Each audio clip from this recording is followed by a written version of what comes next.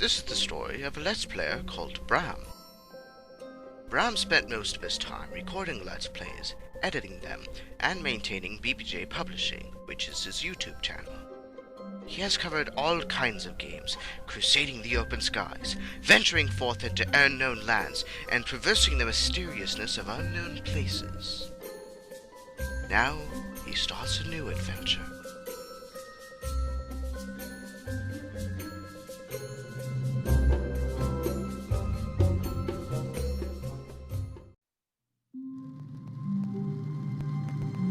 Hi guys, and welcome to the Stanley Parable! So, this week we try once again to try and find Stanley's co-workers. While we do know the ending of this story, or three of the endings of this game, we don't know what's the real ending. We have what we hope is the ending, but past that we don't have much. Wait, Stanley thought to himself. Am I sure that the orders stopped coming in? How is that possible? They never stopped. Surely I was mistaken. No, the orders were still missing. For now.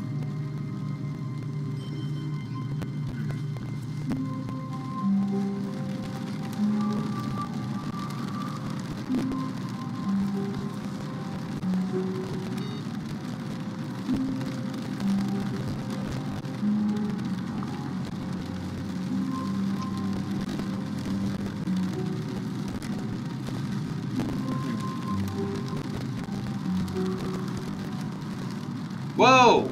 How'd this happen? I wonder if I can... I'm gonna look out the window, guys. What? I'm inside the window. They didn't think when they programmed this game! I think I found a bug! Yes! How's that for that, guys? Almost every single game I've played has a bug of some kind. Whether it be localization error or just overall bug. Let's see what happens when the computer glitches out for this one! Aha! At first, Stanley assumed he'd broken the map, until he heard this narration and realized it was part of the game's design all along. He then praised the game for its insightful and witty commentary into the nature of video game structure and its examination of structural narrative tropes. So, now that you're here, what do you think? Isn't this a fun and unique place to be? Why don't we take a minute just to drink it all in? Okay, I'm over it now. What do you think? Are you sick of this gag yet? Yes. Well, I don't know how to say this politely, but you could literally just hit escape and restart the game any old time you want. What's fun like that? Right now. You could have done it just then. Now would also be an appropriate time to quit. Any of these points and so many, many more, all of them are appropriate. I'm enjoying what seems to be an internal conflict going on where you are literally unable to act on your own desires to restart the game. So, just to push the envelope, I'm going to try and make this as miserable as possible and see how long you can maintain. There once was a man named Stanley, who people considered so manly. But the truth must be told, he was not very old and was quite particularly gangly. What Stanley liked most was buttons. He pushed them like some kind of glutton. He did it all day in a meaningful way, but his brain had long ceased to function. Which is why he is in this parable and lives an existence quite terrible. And if you are not strong and keep playing along, you too will become quite unbearable. You too will become quite unbearable.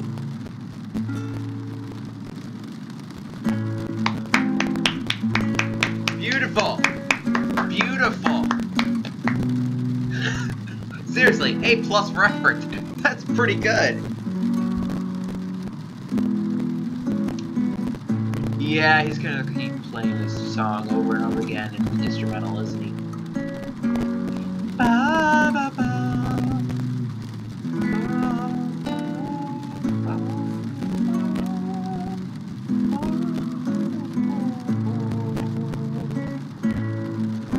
Okay, I'm bored now. I'm restarting.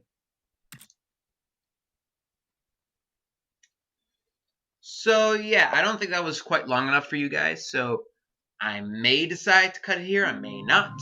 If I do decide to cut it, thanks again for watching the Stanley Parable! And in case I don't decide to cut it, just wait. In case I did decide to cut it, hi guys, and welcome to another Stanley Parable! This is the episode where I'm not quite sure if I decided to cut it or not, so if I didn't decide to cut it, welcome back. If I didn't decide to cut it, well, you're still here, right? Good. Moving on. All of his co-workers were gone. What could it mean? Stanley decided to go to the meeting room. Perhaps he had simply missed a memo.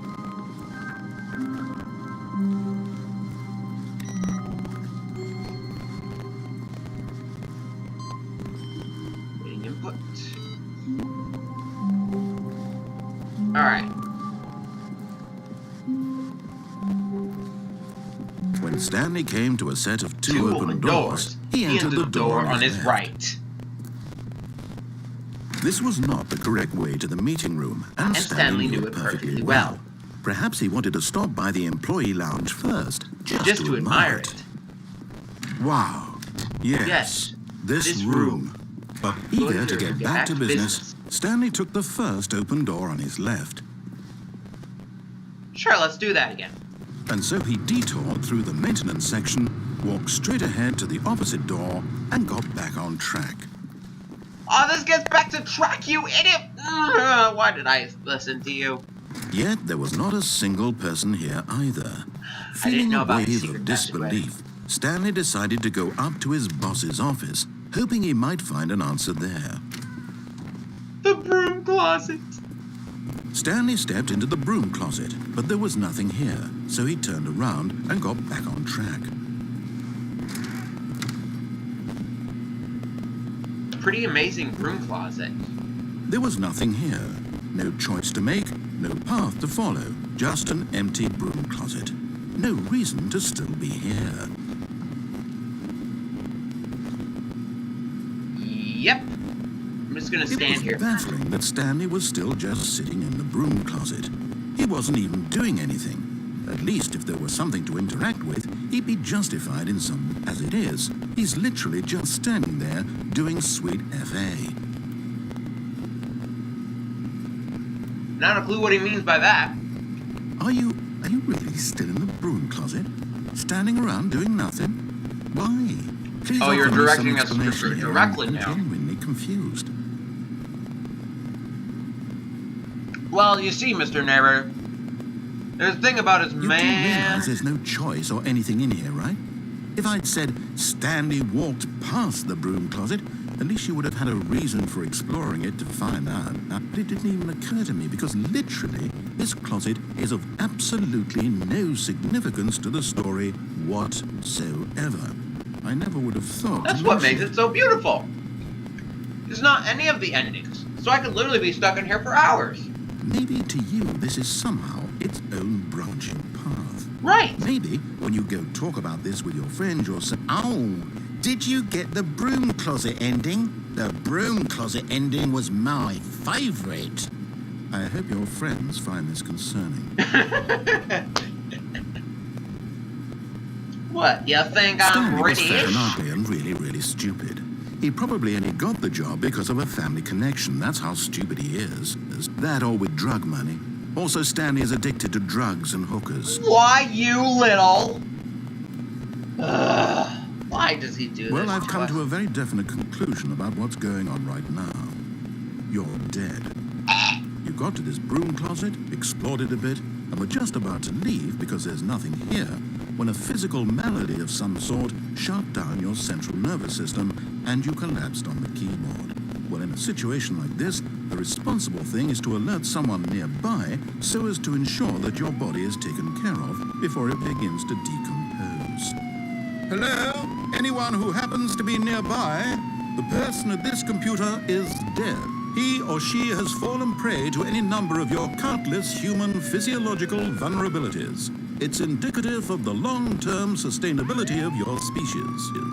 Please remove their corpse from the area and instruct another human to take their place at the computer, making sure they understand basic first-person video game mechanics and filling them in on the history of narrative tropes in video gaming, so that the irony and insightful commentary of this game is not lost on them. All right, when you've done that, just step out into the hallway.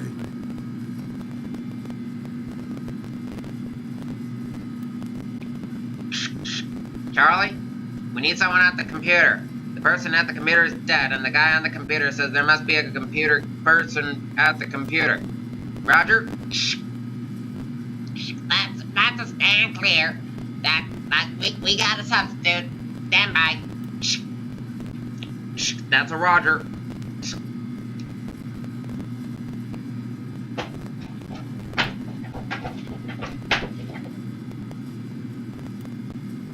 Okay, you'll just sit here. Yes? And you play Stanley Parable. I don't know Stanley Parable. You play Stanley Parable. Okay. Is there still a narrator? I've heard there was a narrator for this game. Yes, he appears on from time to time. Just play it, will ya? Just to the end, alright? Alright. By the way, you're playing for a guy named Broom, okay? Okay. So, hi. My name's Miko. I play for Broom. Mr. Narrator? Ah, second player. It's good to have you on board. Yes. I guarantee you can't do any worse. Coming to a staircase, Stanley walked upstairs to his boss's office. Okay. I must warn you, Mr. Narrator. I do not English too well. Nice office. Stepping into his manager's office, Stanley was once again stunned to discover not an indication of any human life. Shocked, unraveled, Stanley wondered in disbelief who orchestrated this. What dark secret was being held from him? What he could not have known was that the keypad behind the boss's desk guarded the terrible truth that his boss had been keeping from him. Is it the And telephone? so the boss had assigned it an extra secret Oh, it PIN is a number, telephone. 2845. Okay. But of course, Stanley couldn't possibly have known this. I'm trying to work the telephone to put in 2814. Telephone! Guys, the E button is the access button, right? I don't Stanley know. just sat around twiddling his thumbs. No, I'm trying to activate input anything on the telephone. device was useless, Telephone. since he could never possibly know that the combination was 2845. 2845, yes. I tried to put it on the telephone. Telephone not working. Not my fault, okay? 2845. I'm sorry, I can't figure out where to put it. I don't see anything that go... What is this thing?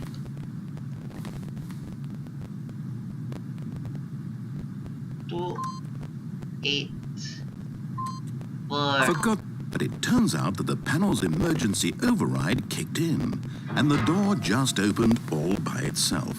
And Stanley got the hell along with the story. Well, whoop-de-doo.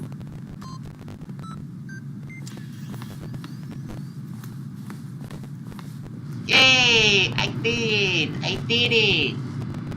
Okay. Let's see, I can go this way, or I can go this way. What's this way? Apparently nothing.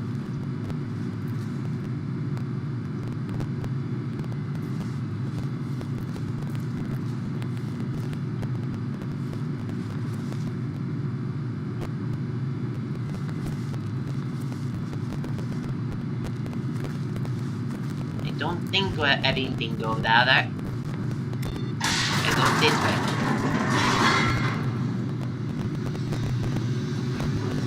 Hey, Where'd you come from? Eh? Yeah, you!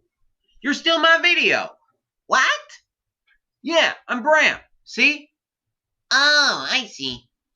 Sorry to bother you. Thank you. Oh, the medicine they gave me there was horrible. Jeez, guys, I just collapsed from boredom. You ever heard of that? This game is so... Descending deeper into the building, Oh, great, Stanley he's realized back. he felt a bit peculiar. It was a stirring of emotion in his chest, as though he felt more free to think for himself, to question the nature of his job. Why did he feel this now, when for years it had never occurred to him? This question would not go unanswered for long.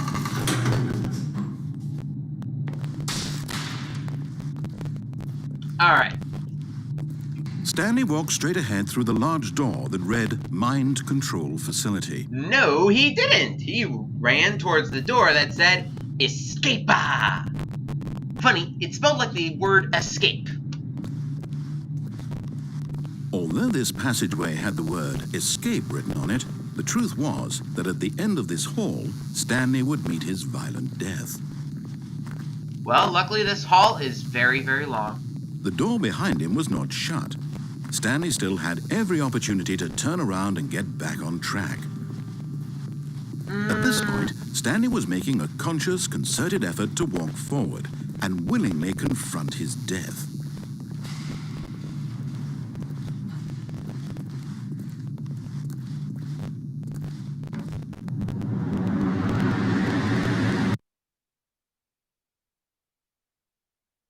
Do your worst.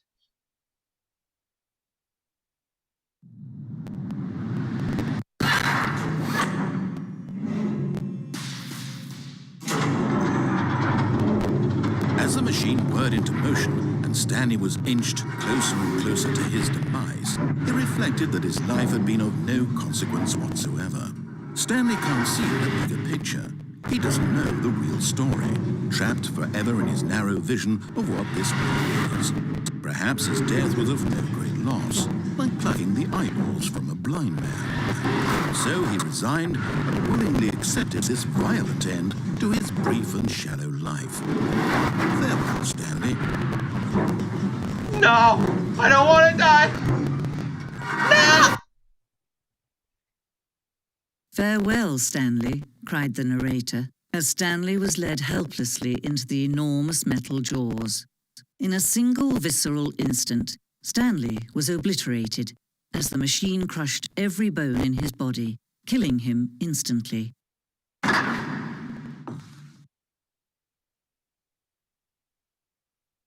You! Well, I guess I should be grateful for saving my life, whoever you are. I don't know where the narrator went. And yet it would be just a few minutes before Stanley would restart the game, back in his office, as alive as ever. What exactly did the narrator think he was going to accomplish? When every path you can walk has been created for you long in advance, death becomes meaningless, making life the same. Do you see now? Do you see that Stanley was already dead from the moment he hit start? No, but I think I'm beginning to understand. This must be the div room or something. Yeah, all the nature paintings. Mouse, start working. Stanley's computer is deactivatable as Oliver. The office layout.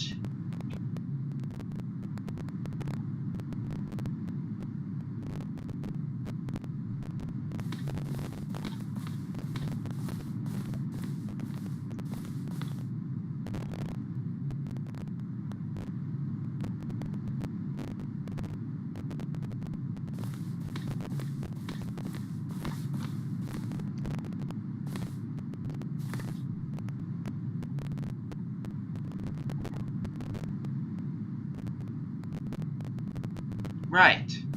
Of course. Filing cabinets. The office computers.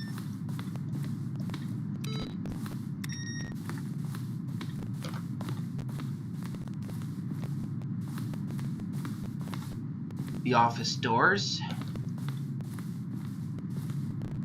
Button sounds.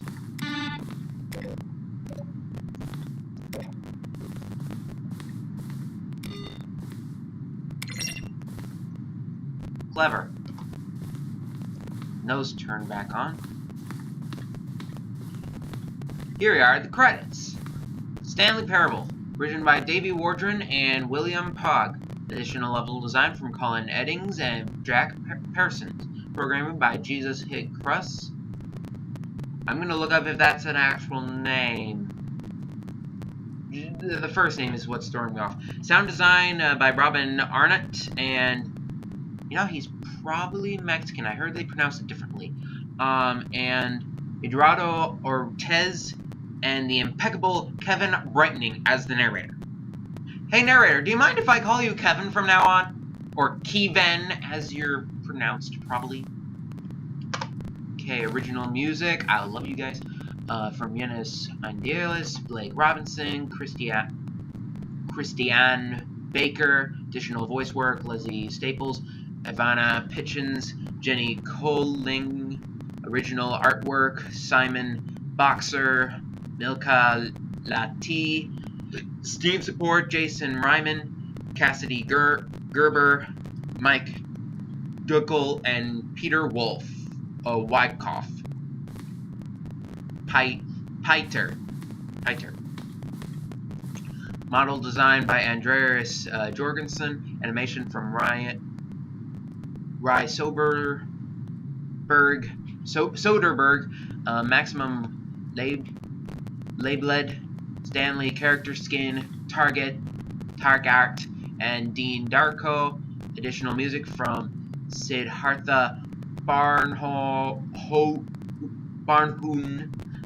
Kevin McLeod, webmaster Shane Sweedley, made using Source by Valve. Yeah, we all know this is run under Source Engine, which I love. As you guys know, I'm a big fan of Portal and Portal 2, almost as much as Mario. Maintenance room.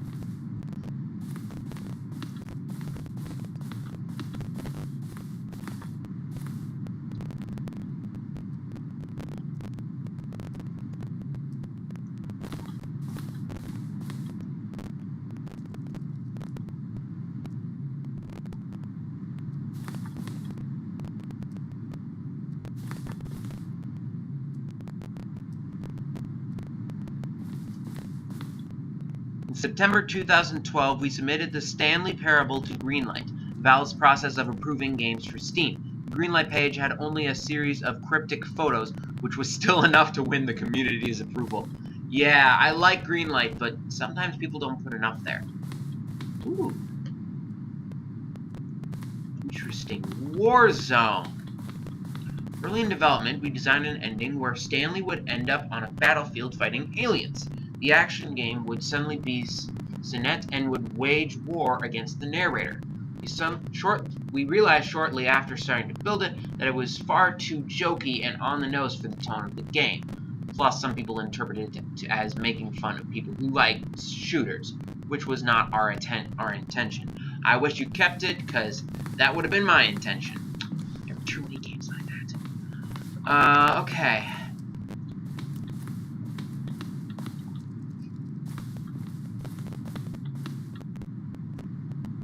From art, subject.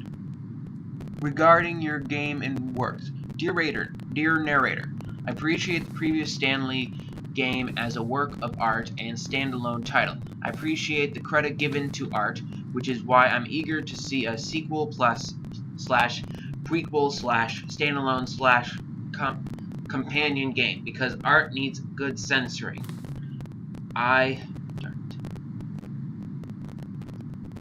What do the lights in the control room do? I would really like to know. Morgan Lee Jones. Oh, these are emails.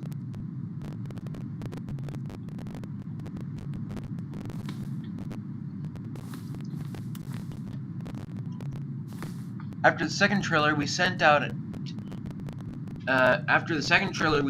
we asked people to email the narrator for questions. While we initially planned to use these further in promotional materials, we never found the perfect time to use them. Here's a selection of those emails.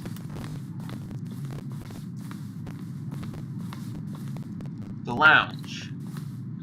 The office.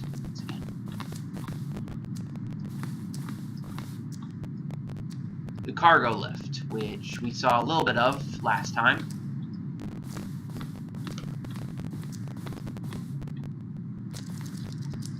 The apartment timer. In a previous version of the choice leading you to the apartment ending, which we have not seen yet, a timer will give you 15 seconds to pick up the phone. Not picking up the phone would lead to a different ending.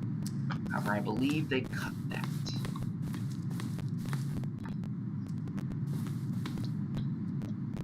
Option 1, Option 2, Option 3, Option 4. Wish they kept the bend.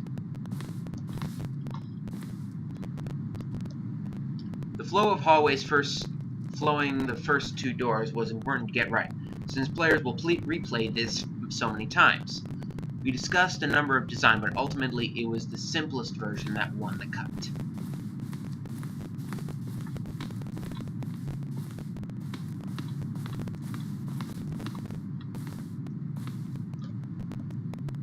The ending went through. This room represents the fourth version of the ending, and we thought it was complete. We had to abandon it and change it again shortly before lunch. For a long time, we had an ending that only ended when the player restarted the escape menu. Unfortunately, few players realized this was what they were supposed to do, which was frustrating for everyone.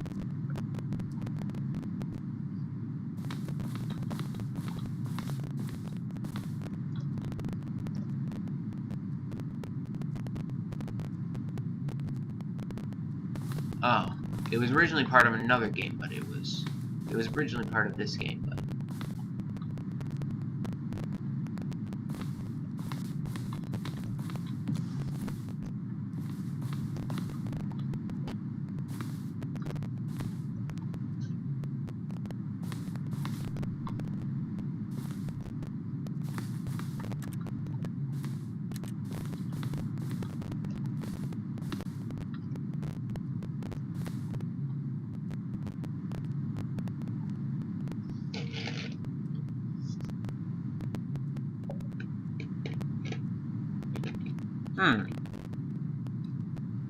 interesting.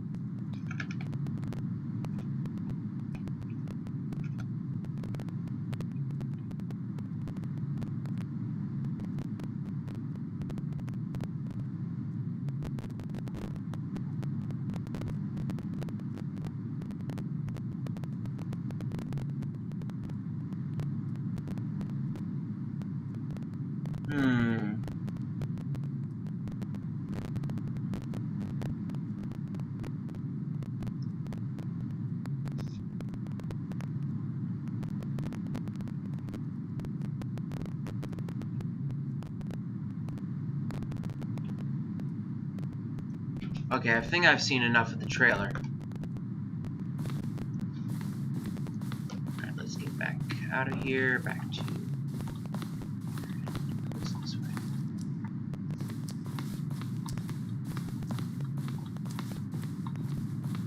Alright, let's continue on up.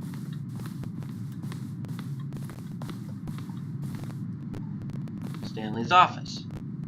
From left to right, the evolution of Stanley's office over time. The first one was created in November of 2011. Very simple. The second was in March of 2012, and the last one was, which I believe was the one that eventually was used, is February 2013. Yeah, this is the one they used.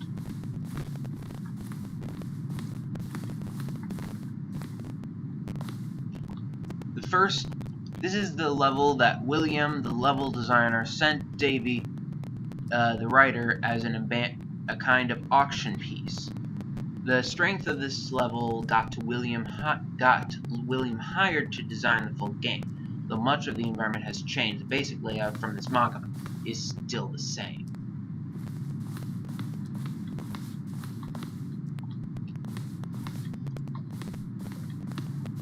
That's the way we entered the freedom ending.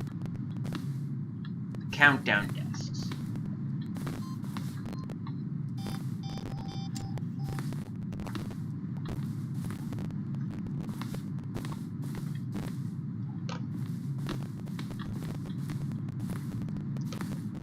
The monitor room elevator.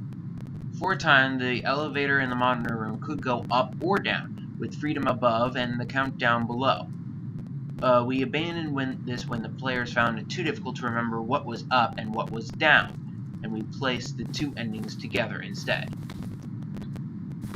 Countdown room.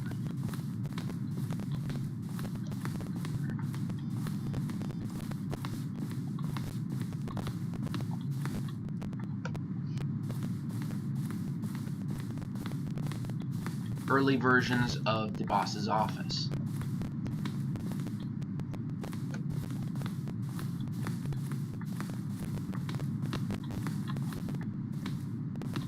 Employee lounge, the underworld mine facility.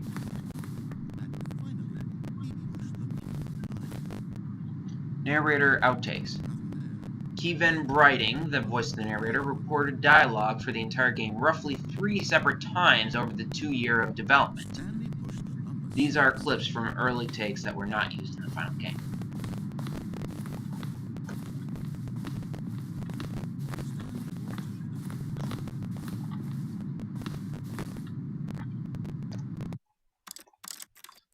I'm gonna turn on the full subtitles.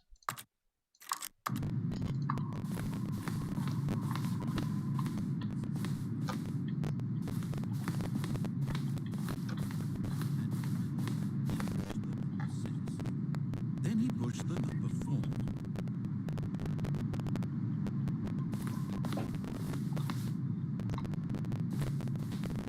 Stanley stood on the roof.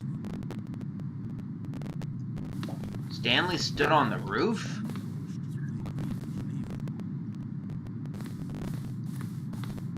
I don't know, I can't hear him. Alright, so...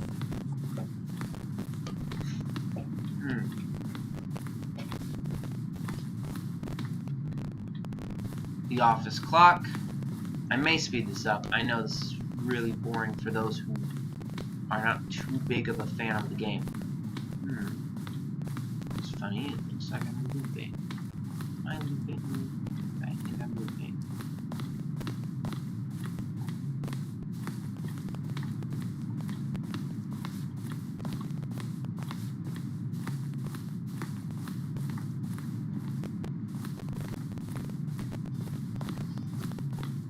Yes, and I already went that way. I think I should go through the exit. Oh, look at these two. How they wish to destroy one another. How they wish to control one another. How they both wish to be free.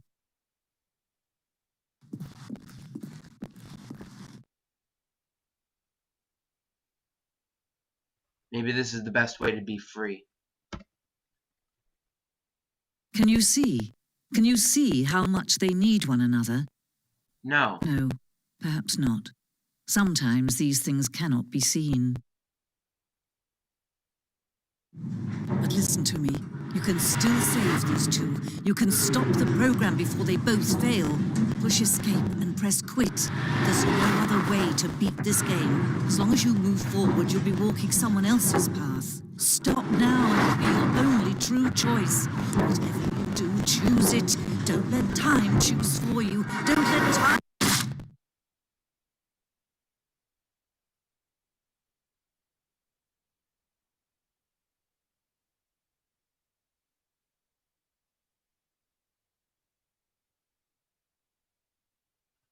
And that was it for Stanley.